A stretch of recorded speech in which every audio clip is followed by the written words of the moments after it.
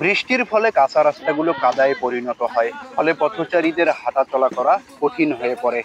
অনেক সময় যানবাহন আটকে পড়ে, বিশেষ করে রিক্সা, বাইসাইকেল বা মোটর বাইক।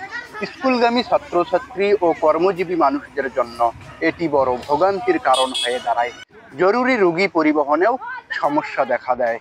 দীর্ঘদিন পর রংপুর জেলার কাউনিয়া উপজেলার ১ নং সারাই ইউনিয়নের উদয়নারায়ণ মাঝারি আমিনবাজারের অচল এই রাস্তাটিকে সচল ও পথচারীদের চলাচল সহজ করার জন্য উদ্যোগ গ্রহণ করেন এই গ্রামেরই মোহাম্মদ বকুল মিয়া। এখানে তো অনেক দিন ধরে, অনেক বছর ধরে কাদায় জনগণ হাঁটতে পারে না, কাদায় চলতে পারে না।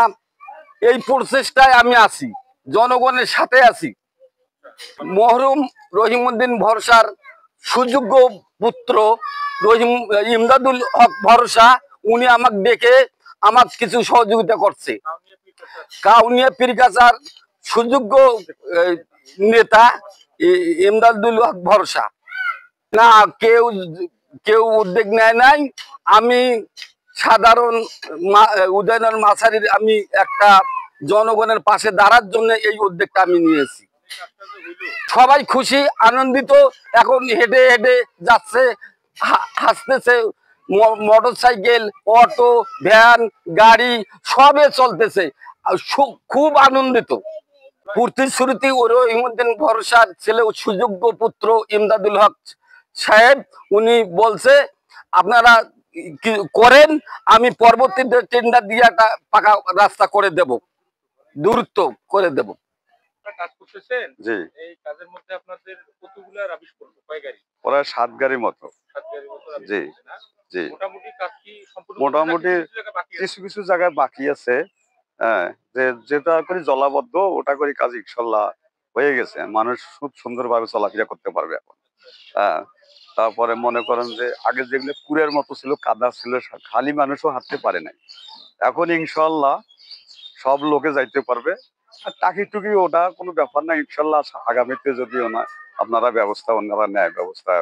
আনন্দিত, একদম খুশি, এলাকাবাসী সবাই খুশি। ওনার তত্ত্বাবধানে হয়েছে। দীর্ঘ ১৬ বছর থেকে এই রাস্তাটা জলাবদ্ধ হয়ে পড়ে আছে এবং নোয়াখালীটারি অন্য অন্য পাড়ার লোক ২ থেকে ৩,০০০ লোক এখান দিয়ে চলাফেরা করে। এত যে কষ্ট, হাটের দিন তো হিসেবে নাই।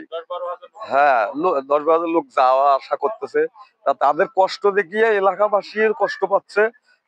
ইনশাল্লাহ উনি যে একজন বড় মানের লোক ইমদাদুল হক ভরসা, এবং দোয়াও পাবে, দাওয়াও পাবে, এবং ওনার পেছনে মানুষ উদার ভাবে খাটবে ইনশাল্লাহ। আশা করি এই রাস্তাটার কারণে উনি অনেক দূর এগিয়ে গেছে। এখানে কয়েকবার টেন্ডার আসছিল, টেন্ডার গুলো কাটি কেটে চলে গেছে। হ্যাঁ, এই টেন্ডার কাটার পরে তো দীর্ঘ ১৬ বছর ধরেই তো এগুলো আমরা জলাবদ্ধ রাস্তা দিয়ে হাঁটতেছি। হ্যাঁ, এখন যেহেতু ইমদাদুল হক ভরসা এদিক মধ্যে একদিন আসছিল, এখানে ২-১ জনের দেখা এলো, দেখার পরে ওনার চিন্তাধারা আসে গেল মাথায় যে এটা কেমন রোড। হ্যাঁ, উনি এটাও বলছে, গ্যাস মেম্বারকে ডাকছে ফোন করে তৎগতিতে। তারপরে উনি বাবুল চেয়ারম্যান, প্ল্যান চেয়ারম্যানকে বলছে যে দুর্গতিতে এই রোডটা করে দেওয়া লাগবে, এবং আমার কোথায় যাওয়া লাগবে আমি সেখানে যাব, আমার কি করা লাগবে আমি সেটাও করব। এখন এখানে ২,৫০-৩,০০০ লোক চলাচল করে, এনারা যেন সুখ শান্তিতে বসবাস করতে পারে, চলাফেরা করতে পারে, দুর্গতিতে এই রোডটা যেন করা হয়।